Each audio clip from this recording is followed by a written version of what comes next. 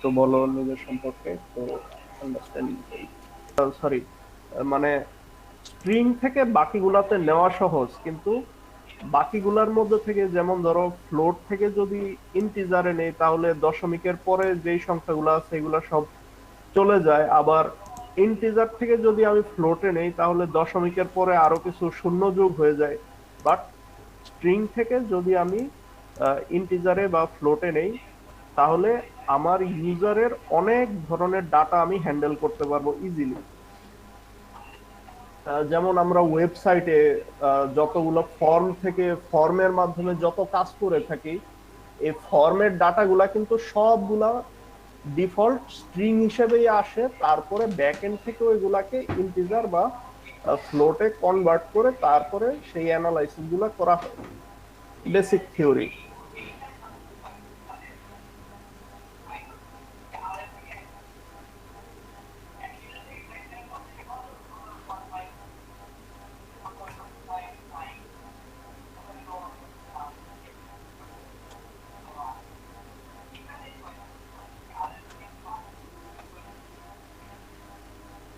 আমরা দেখি অ্যাকচুয়ালি আমরা যেটা বলছি, সরি,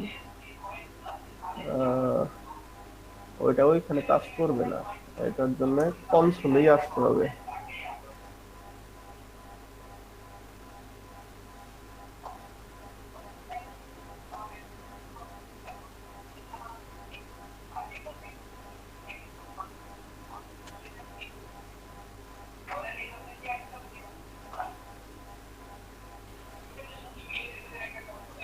আসলো না কেন?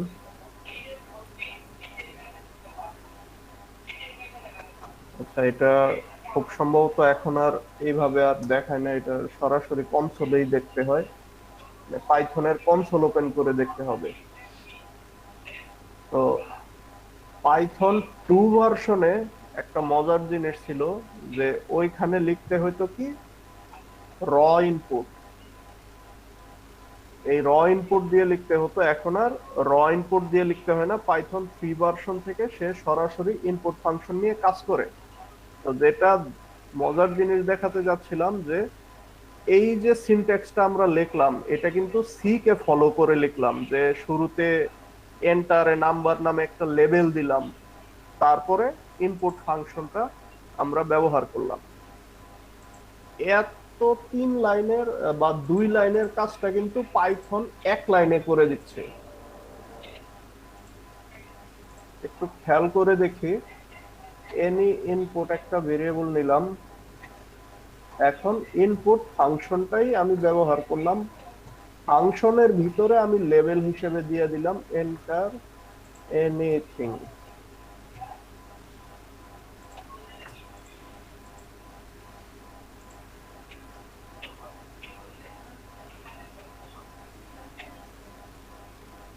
এই যে দেখো সরাসরি 1 লাইনের মধ্যেই আউটপুটটা আমাকে দেখাচ্ছে, এখানে কার্সর বিপ করছে। এই যে এতটুকু পর্যন্ত আমি কিন্তু স্পেস দিছি, এই যে দেখো এতটুকু পর্যন্ত স্পেস আছে, ইভেন সেই স্পেসটুকু পর্যন্ত স্ট্রিং এ কাউন্ট করে তারপরে থেকে কার্সর আমার বিপ করতেছে। এখন আমি দিলাম এনইউবি, এন্টার দিলাম, হয়ে গেল। যদি দেখতে চাই তাহলে আমার প্রিন্ট করতে হবে।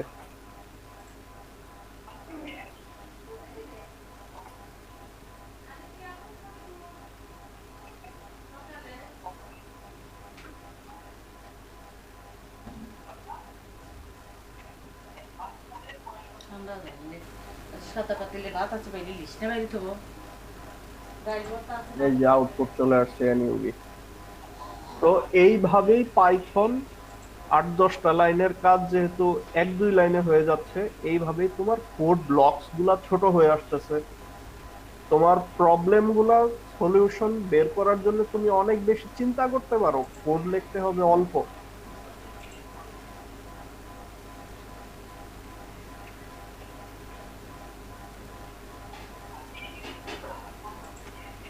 তারপর স্যার আউটপুট এনইউবি কিভাবে আসলো? আমরা কি কোথাও এনইউবি দিছি স্যার? এই যে এই যে এনইউবি আমি ইনপুট দিয়েছিলাম, দেখো। ও আচ্ছা, ঠিক আছে স্যার। এখন আমরা দেখি কিভাবে আমরা কনভার্ট করব। নাম ইনপুট দিলাম, তারপরে শুরুতে ইন্টিজার নামে একটা ফাংশন ব্যবহার করব। ইন্টিজার ফাংশনের ভিতরে আমরা ইনপুট ফাংশনটা ব্যবহার করব। এখন আমরা যাই টাইপ করব, এন্টার এ নাম্বার,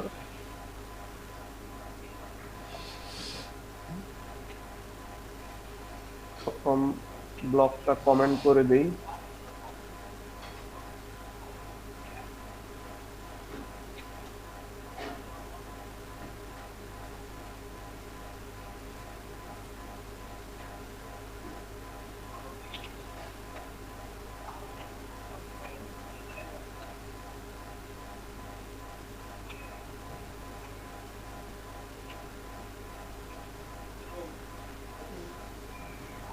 এই যে দেখো, আমি ইনপুট ফাংশনের ভিতরে যে লেভেলটা দিলাম সেই লেভেলের স্পেসের পরেই আবার কার্সর রিড করতেছে। এখন আমি দেই 23 দিলাম, এই যে আউটপুট আসছে 23, এবং এটা কিন্তু ইন্টিজার।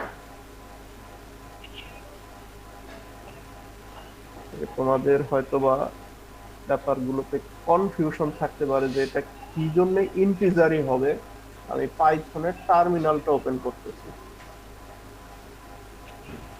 টার্মিনালে আমি দিচ্ছি এ নাম ইকুয়াল টু ইন্টিজার ইনপুট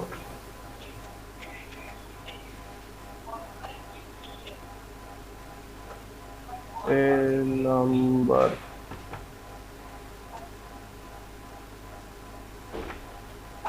এই যে এখানে সাধারণত টার্মিনালে কাজ করলে যেটা ইনপুট বা আউটপুট সেটা সাথে সাথেই সে দিয়ে দেয়।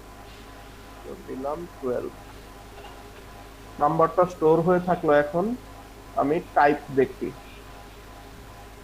টাইপ এ নাম। এই যে দেখো কি বলতেছে, ক্লাস ইন্টিজার। এটা ইন্টিজার ক্লাসের বা ইন্টিজার টাইপের ডাটা।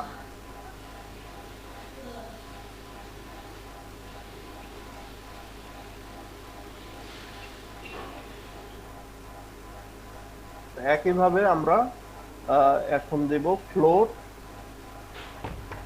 ইনপুট। এই যে দেখো আমি স্ন্যাক কেসের মাধ্যমে দুইটা শব্দ দিলাম। এখানে যদি আমি সরাসরি ফ্লোট ব্যবহার করি ভেরিয়েবল হিসেবে, তাহলে কিন্তু এটা এক্সপ্লিসিট এরর হিসেবে দেখাবে। কারণ ফ্লোট হচ্ছে একটা কিওয়ার্ড, আর বিল্ট ইন কিওয়ার্ড ব্যবহার করে তুমি পাইথনে নিজের কোড লিখতে পারবা না, সেগুলা শুধু ইউজ করতে পারবা। এররটা কি হবে দেখাই। Float input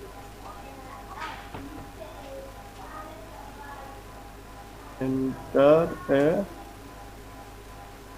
double number.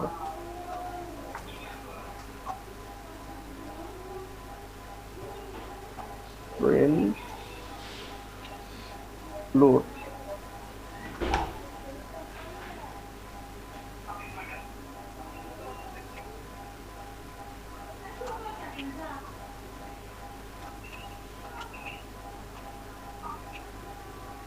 শুরুটাই চলে আসছে। ওকে, ডাবল নাম্বারটা দিই 34.6। ফার্স্ট টাইম চলে আসছে, বাট আমরা প্রোগ্রামটা যদি ক্লোজ করে আবার চালু করি এররটা তাহলেই দেখা দেবে। যেহেতু স্ট্যান্ডার্ড প্রসিডিওর যেটা বলে যে বিল্ট ইন কিওয়ার্ড ব্যবহার করে আমরা নিজেদের কাস্টমাইজ কোড লিখতে পারবো না, এটা প্রোগ্রামের স্ট্যান্ডার্ডের খেলাফ। তো আমার মনে হয় এটা তোমাদের ফলো করা উচিত। এটা পাইথন 2 তে এক্সপ্লিসিট ছিল না, বাট পাইথন 3 তে ওই যে বললাম যে কোড রিডেবল করার জন্য সবাইকে একটা স্ট্যান্ডার্ডে আসতে হয়েছে। তো সেই স্ট্যান্ডার্ড গুলা এখানে মানতে হচ্ছে। এখন পাইথন 3.9 ভার্সন চলতেছে, হয়তো এই ইরর গুলা ওরা বাইপাস করতে চায়, বাট এটা কি বলে, স্ট্যান্ডার্ড না।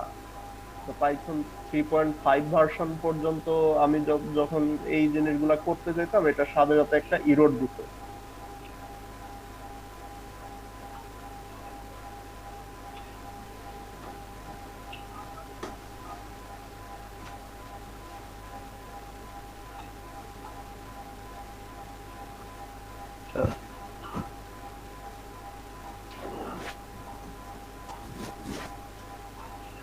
ইন্টিজার নাম্বারটায় আমি ফ্লোট দেই, দেখি কি আসে।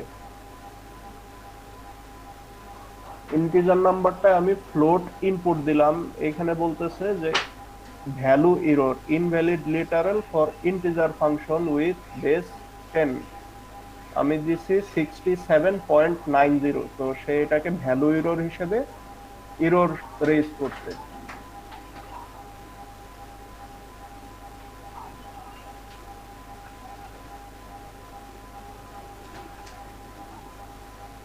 তো এইভাবে হচ্ছে আমরা ইউজারের কাছ থেকে ইনপুট নিতে পারবো। এইটুকু পর্যন্ত টার্ম সবাই বুঝতে পারছো?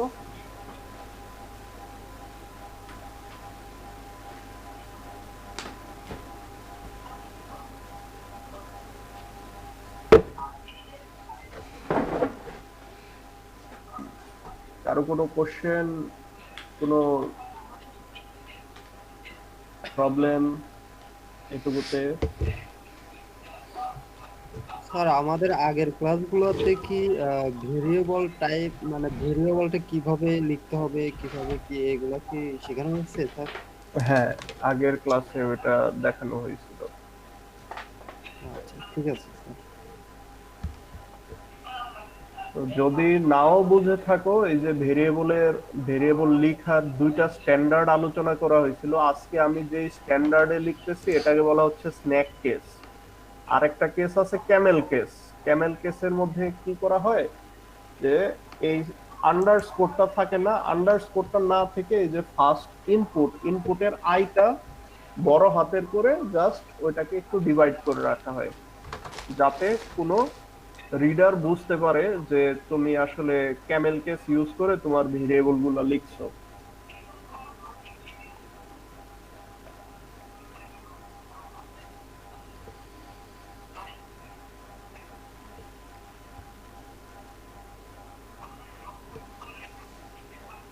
ওকে, ইউজার ইনপুট থেকে কোনো কোশ্চেন, কোনো প্রবলেম?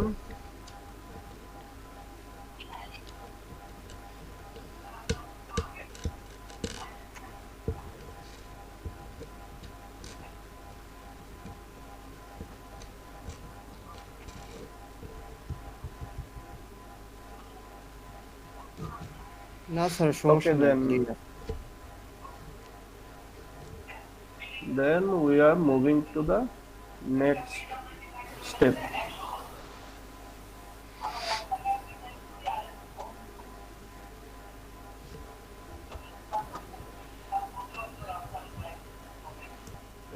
আমাদের দেহে রক্ত চলাচলও কন্ডিশন ছাড়া করে না, যে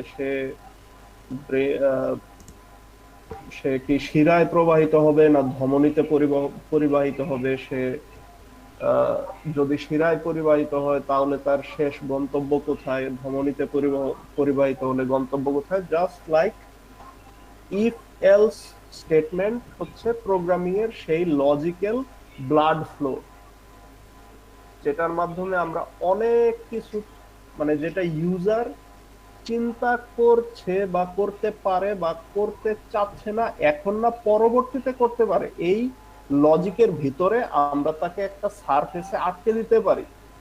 মজার জিনিস হচ্ছে আমাদের কাছে কিন্তু এই ইফ এলস লজিক দিয়ে ছোটবেলা থেকে আমরা এরকম এরকম ডিভাইস ব্যবহার করতে করতে বড় হয়েছি, যে জিনিসগুলো এখন আমরা ইউজ টু হয়ে গেছি, যে আসলেই এই জিনিসগুলো যে ইফ এলস এই ব্যবহার করা হয় তা আমরা হুট করে নাও বুঝতে পারি। যেমন টিভির রিমোট, যদিও সুইচ কেস বলা হয়, কিন্তু সুইচ কেসের ব্যাকগ্রাউন্ডেও কিন্তু এই ইফ এলসটাই কাজ করে। যে যদি ওয়ানে প্রেস করি তাহলে কি হবে, যদি টুতে প্রেস করি তাহলে কি হবে, যদি ভলিউম আপে প্রেস করি তাহলে কি হবে, এবং কতক্ষণ প্রেস করতে থাকলে আমি ফুল ভলিউম পাবো, আবার কতক্ষণ মাইনাস করতে থাকলে আমি একদম জিরোতে চলে আসবো। Just like that. আমরা দৈনন্দিন জীবনে কি করি, আমরা ইভেন এখন একটা ক্লাস করতেছি, তো কেউ চিন্তা করতেছে যে এই ক্লাস করার ফাঁকে ফাঁকে আমার একটা ফোন আসছে, এখন কি আমি এই ক্লাস শুনবো না আবার ফোনে কথা বলবো, ফোনটাও জরুরি। এখন কি করতে পারি যে ডিসিশন কি নিলাম, একটু সময় ক্লাস থেকে লিভ নিয়ে আবার ফোনটা শেষ করে চলে আসলাম। আবার অনেকের কানে হেডফোন থাকতে পারে, সে এক কানের হেডফোন খুলে কলটা রিসিভ করে কথা বলার পাশাপাশি আবার ক্লাসটাও শুনতে থাকলো। বাট দিস ইজ ডিস্ট্রাক্টিং দো। এই রকম ছোট ছোট ডিসিশন মেকিং থেকেই শুরু হয় অনেক বড় বড় ডিসিশনের চেইন বিল্ড আপ। একটা দুইটা লজিক বিল্ড আপ করতে করতে, একটা দুইটা ইফ এলস তৈরি করতে করতে তখন তোমার চিন্তা করতে পারে আসলে আমি তো একটা ইন্টেলিজেন্ট মেশিন বা ইন্টেলিজেন্ট একটা সফটওয়্যার তৈরি করতে চাই। একটা ইন্টেলিজেন্ট সফটওয়্যার বা system nothing but a large amount of if else conditional chain. এটাকে বলা হয় লজিক্যাল বা কন্ডিশনাল চেইন। তুমি একটা ইউজারকে যত তোমার এই কন্ডিশনাল চেইনের ভিতরে আটকে রাখতে পারবা ইউজার, তত ভালো তার রেজাল্ট একটা সারফেস থেকেই সে পেয়ে যাবে। নট লাইক যে তোমার এই সিস্টেমের জন্য তার 10টা 5টা অ্যাপ ব্যবহার করতে হবে, তোমার একটা অ্যাপের মধ্যেই বা তোমার একটা সলিউশনের মধ্যেই সে যদি তার প্রবলেমটার সলিউশন করে নিতে পারে, তার প্রজেক্টের আউটকাম পেয়ে যেতে পারে, that is called a intelligent software বা সিস্টেম। আর এই একটা ইন্টেলিজেন্ট সিস্টেম বিল্ড আপের জন্য প্রথমে তোমাকে এই ইফ এলস স্টেটমেন্টের ভিতরে তোমার নিজের লজিকটাকে ফ্লো করাতে হবে। আই থিংক আমরা সবাই ডাটা ফ্লো ডায়াগ্রাম কি এটা জানি, জানি না?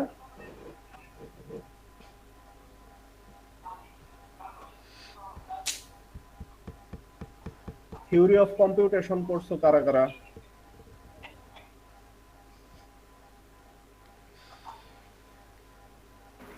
জি স্যার, আমরা শেষ করছি।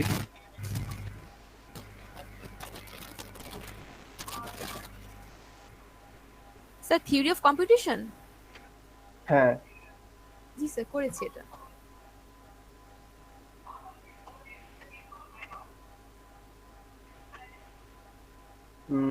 মাহিদুল ইসলাম, তুমি কি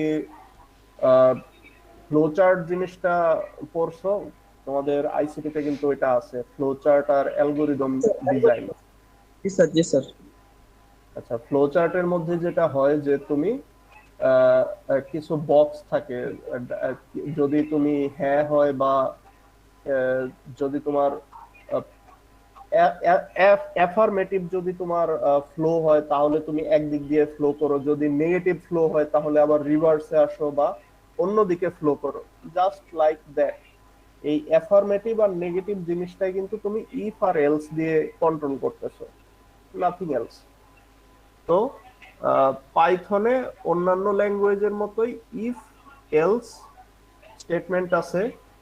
আর এইখানে একটা মজার জিনিস হচ্ছে পাইথনের সিনট্যাক্সে একটা টার্ম আছে যে টার্মটার জন্য অন্য সকল প্রোগ্রামিং ল্যাঙ্গুয়েজ থেকে পাইথনকে আলাদা করা যাচ্ছে, সেটা হচ্ছে হোয়াইট স্পেস কম্পালসারিনেস। সেটা কি আমরা যখন কোড ডেমনস্ট্রেশন করতে যাব তখন খুব ভালো করে বুঝে যাব।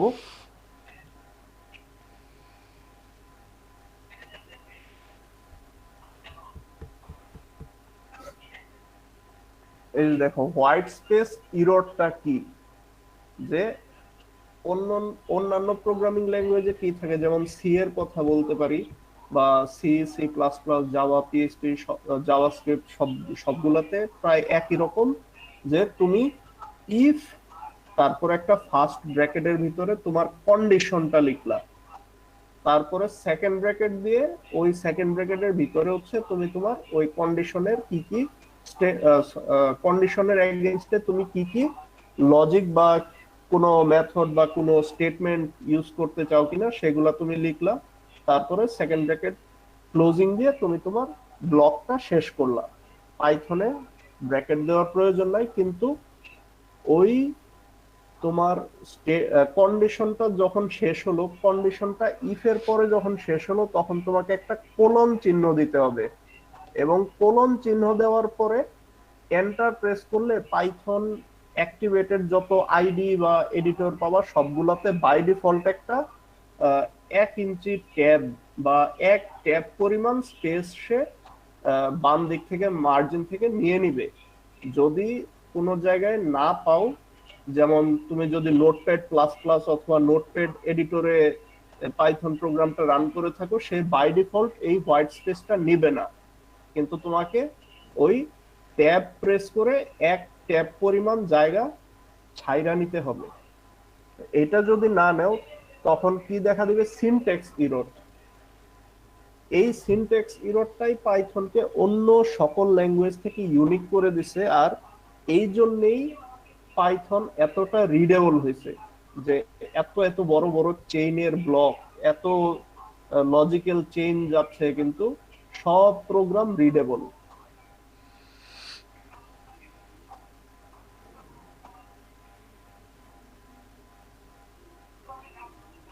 এই যে এইখানে যে সিনট্যাক্সটা আছে, এইখানে ইরর দিছে, কারণ কি? এখানে হোয়াইট স্পেস নাই। এই যে এটা হচ্ছে রাইট সিনট্যাক্স, একবার কোলনের পরে এই যে 1 ট্যাব পরিমাণ জায়গা খালি আছে।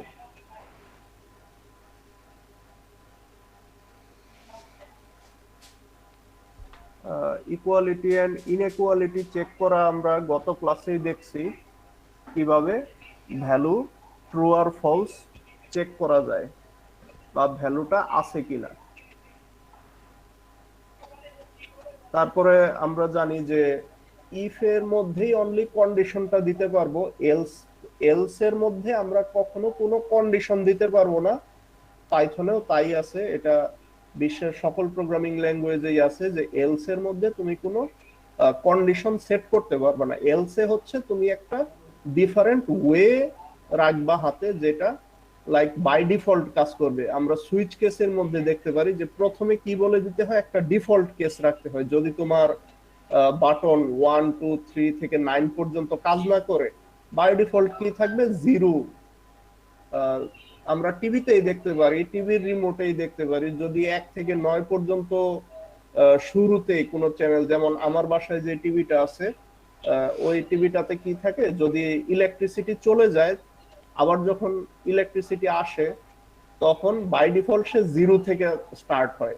তো আমার মনে হয় অনেক টিভিতে এটা থাকে, কারণ এটা হচ্ছে র্যাম কম থাকে যদি, অথবা প্রোগ্রাম যদি ওইভাবে করা হয়। আবার অনেক টিভিতে হয়তো বা র্যাম বেশি আছে, সেই জন্য প্রোগ্রাম করে মেমোরিতে এটা স্টোর করে দেওয়া যায়, যে বিদ্যুৎ চলে গেল এক্সাক্ট যেই লোকেশন বা যেই নাম্বার চ্যানেলে প্লে হচ্ছিল, ওইটা থেকে আবার রিজিউম হবে।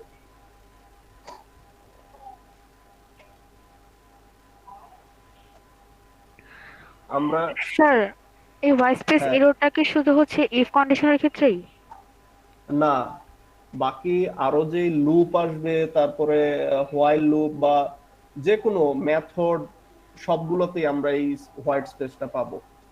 এটাই হচ্ছে পাইথনের স্পেশালিটি।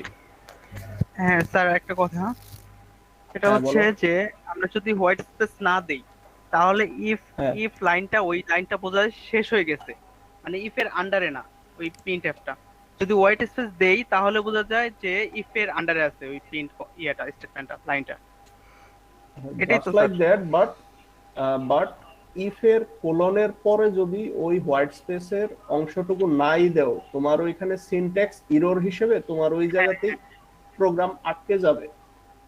যেমন জাভাস্ক্রিপ্টে, এই পাইথনের এই হোয়াইট স্পেস ইররের পরেই জাভাস্ক্রিপ্টে আসলে স্ট্রিক্ট মোড আসে। স্ট্রিক্ট মোডের মাধ্যমে কি করা হয়, ওই যে ব্র্যাকেটের পরে পরে একদম মানে ব্লক বাই ব্লক লেখাটা বাধ্যতামূলক থাকে। আদারওয়াইজ জাভাস্ক্রিপ্টে কিন্তু ম্যাক্সিমাম ডেভেলপাররা এখনো এক লাইনেই 50-60 লাইনের কাজ করে ফেলে। কোডটা অনেক কমপ্লেক্স দেখা যায়, but it's not readable, it's not beginner মানে স্যার ওই বিগিনার ফ্রেন্ডলি। স্পেসটা, হোয়াইট স্পেসটা না দিলে মানে ট্যাব প্রেস না করলে আপনার পাই চার্মে আসছে ইনডেন্টেশন এরর। হ্যাঁ, আর এখানে হচ্ছে বাই ডিফল্ট যেটা হচ্ছে সিনট্যাক্স এরর আসে পাইথনের কনসোলে। আমরা এখনই দেখি, এডিটরে যাই।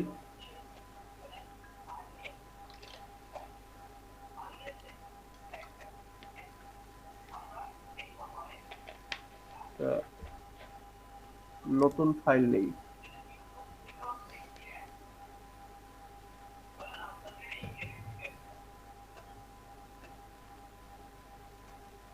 Condition learn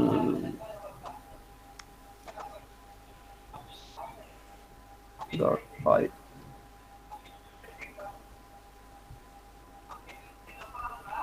Okay. Now we get first variable.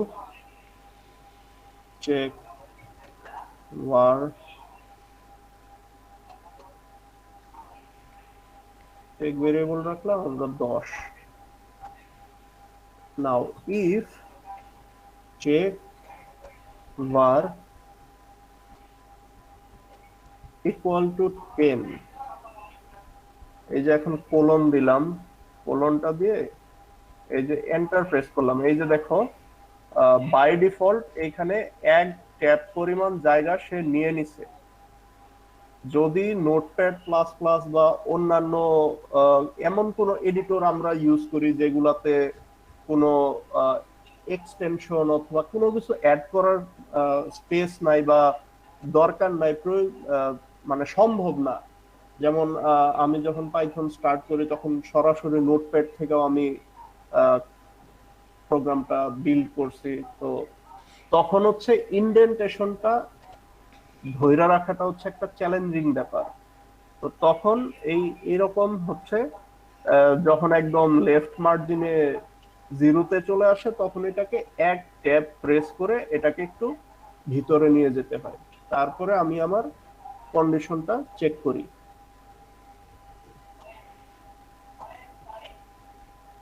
Print equal, এখন ওই যে বললাম যে ইফ এর ভিতরে হচ্ছে যে কন্ডিশনটা দিতে পারবো, এলসে কোনো কন্ডিশন আমি দিতে পারবো না, কারণ এলস হচ্ছে বাই ডিফল্ট আমার জন্য একটা কেস থাকবে। যদি আমার কোনো ইফ কন্ডিশনে নাই যায় তাহলে এলস কন্ডিশনে বাই ডিফল্ট সে আসবে। তো তাহলে আমি এখানে একটা প্রিন্ট দেই,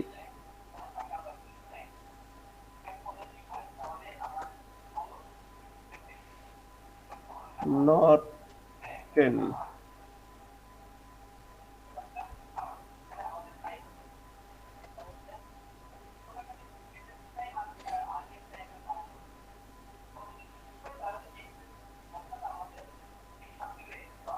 যে ইকুয়াল 10, কারণ অবভিয়াসলি আমরা দেখতেই পারতেছি এখানে ভেরিয়েবল 10 আছে। যদি আমরা 9 দেই বা 1 দেই হোয়াটএভার, এখন কিন্তু আমাদের এলসে চলে যাবে, নট 10।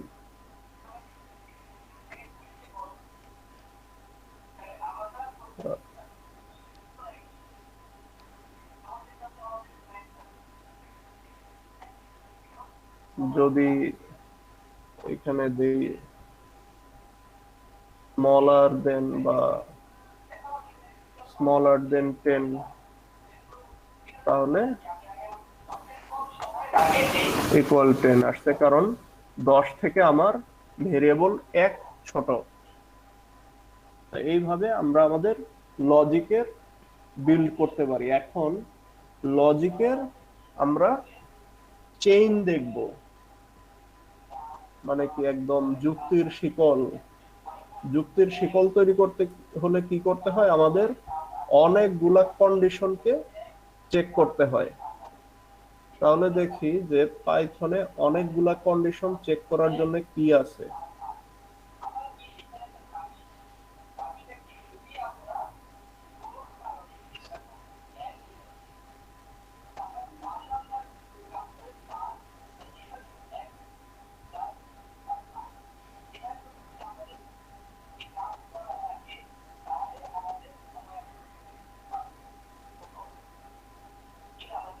এই যে দেখি পাইথনে আছে ইফ, এলিফ, এলস। অন্যান্য প্রোগ্রামিং ল্যাঙ্গুয়েজে আমরা যেটা পাই যে এলস ইফ, সেই এলস ইফ কে পাইথনে একটু শর্ট করে এলিফ টার্মে আনা হয়েছে, বাট কাজ একই। এই যে আমরা ইফ যেভাবে লিখি ঠিক একইভাবে এলিফ লিখবো,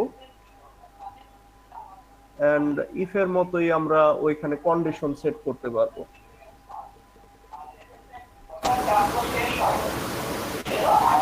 এখন আমরা আমাদের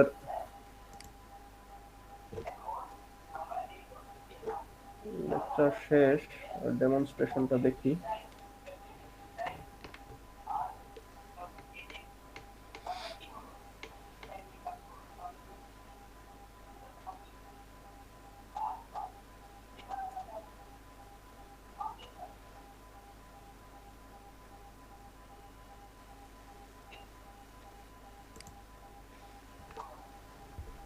যেহেতু আমরা লজিকের চেইন কিভাবে কাজ করে সেটা জানি, তাহলে আমরা একটু একটু বড় ধরনের লজিকও বিল্ড করি।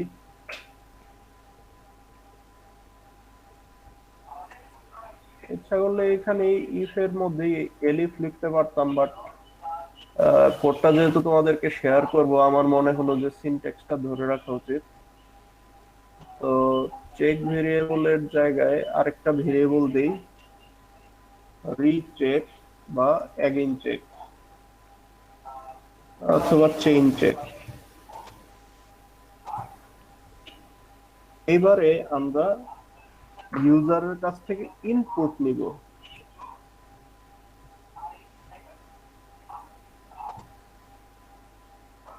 enter a number,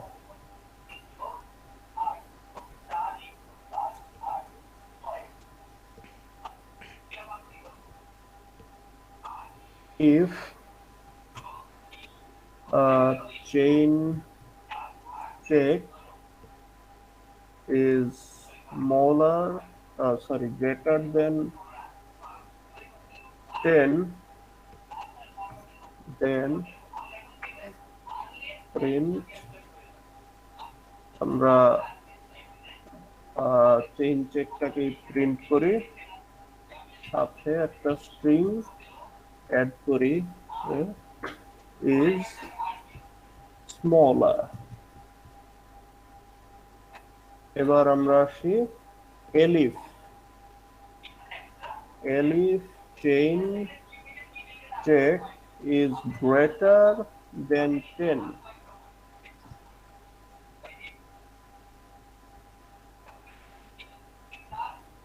আবার আমরা প্রিন্ট করি চেইন চেকটাকেই, চেইন চেক is greater। এবার আসি আমরা default case, print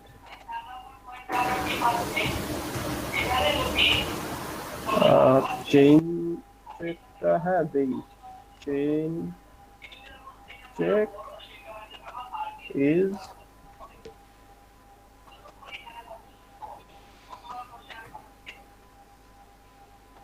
is equal।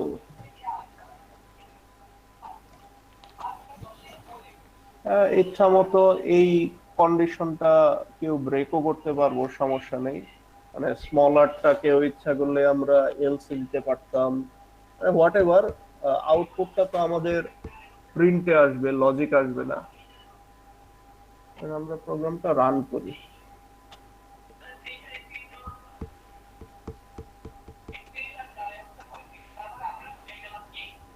এখন একটা নাম্বার ইনপুট দেই, সেটা হচ্ছে সরাসরি প্রথমে 10 ইনপুট দেই।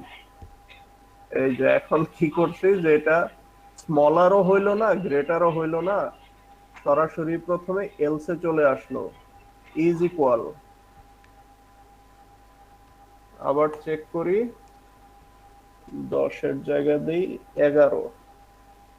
আচ্ছা, আরেকটা জিনিস জিজ্ঞাসা করার আছে, কেউ আমাকে বলো যে এখানে কাউন্টিংটা কিভাবে হচ্ছে।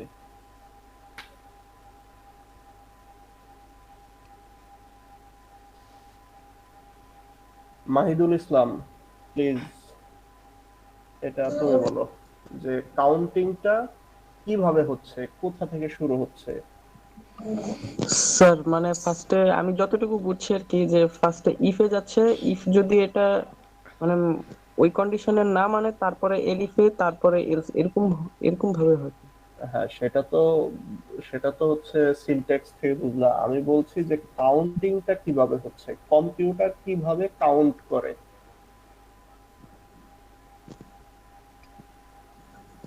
স্যার কম্পিউটার কি বাইনারির যোগ এভাবেই তো count- বাইনারি সেটা না, মানে কম্পিউটার ডেসিমেলে কিভাবে কাউন্ট করে। ও আচ্ছা আচ্ছা। এনিওয়ান, যে কেউ অ্যানসার দাও প্লিজ।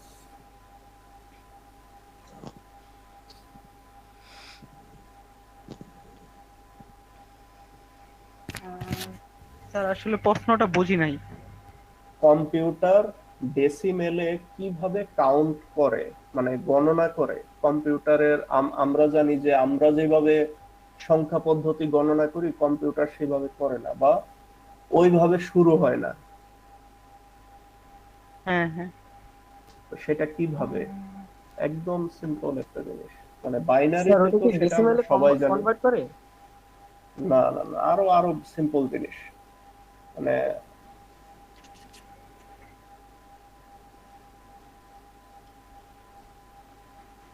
তাহমিনা আক্তার,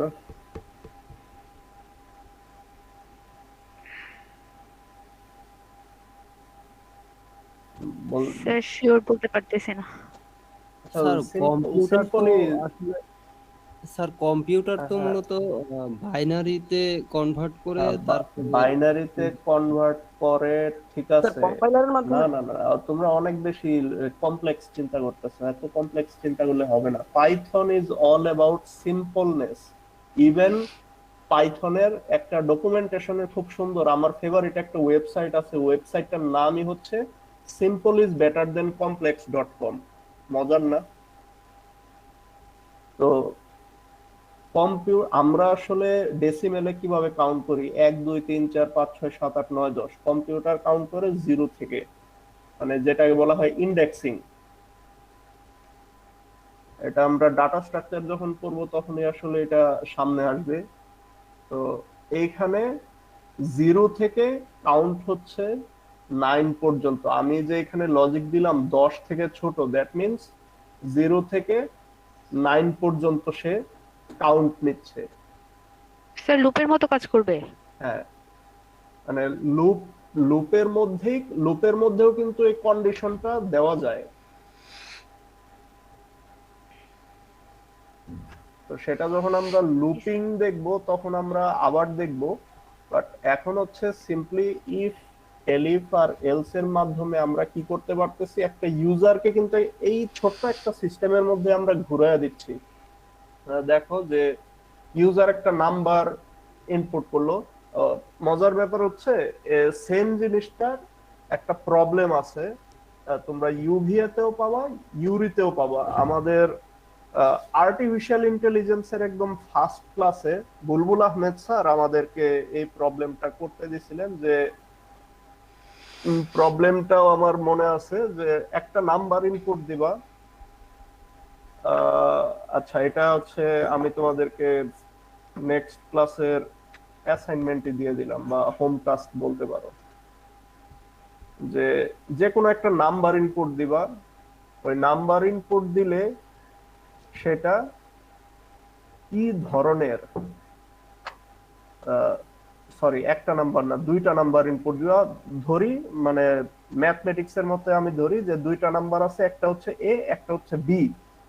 এখন কম্পেয়ার করবা যে এ তে যেই নাম্বার ইনপুট দিছো, বি থেকে সেটা বড় না ছোট না সমান। তিনটার জন্য তিনটা কেস রাখবা, যে গ্রেটার, স্মলার আর হচ্ছে ইকুয়াল। এখন যদি আমি তোমাদের কাছ থেকে ওই নাম্বারের প্রিন্ট আউট চাইবো না। যদি এ থেকে বি গ্রেটার হয় তাহলে আমাকে রিটার্ন করবা হচ্ছে জাস্ট গ্রেটার সাইনটা। বি যদি এ থেকে বড় হয় তাহলে স্মলার সাইনটা, আর যদি ইকুয়াল হয় তাহলে ইকুয়াল সাইনটা। বাস এইটুকুই। এটুকু তোমাদের নেক্সট ক্লাসের অ্যাসাইনমেন্ট থাকবে। আমি অ্যাসাইনমেন্ট তো বলার থেকে এটা হচ্ছে হোম টাস্ক, অ্যাসাইনমেন্ট তো অনেক বড় জিনিস থাকে। এটা জাস্ট তোমাদের সিনট্যাক্সের সাথে একটু পরিচয় ঘটাবে, আর একটু বাসায় প্র্যাকটিসও হবে। আই হোপ যে তোমরা এখনই পাশে বসেই হয়তোবা কেউ 2 মিনিটের ভিতরে প্রবলেমটা সলভ করে ফেলছো।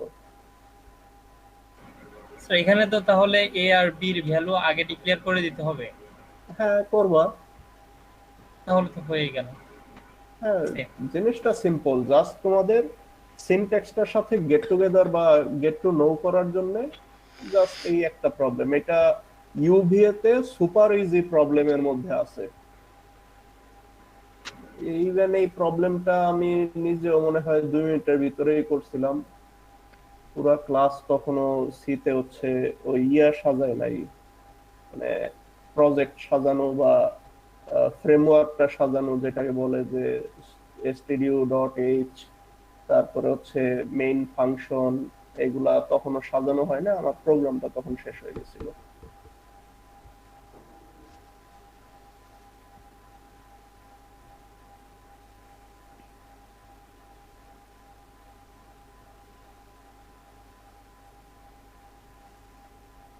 তো হচ্ছে আজকের মতো এইখানেই সমাপ্ত।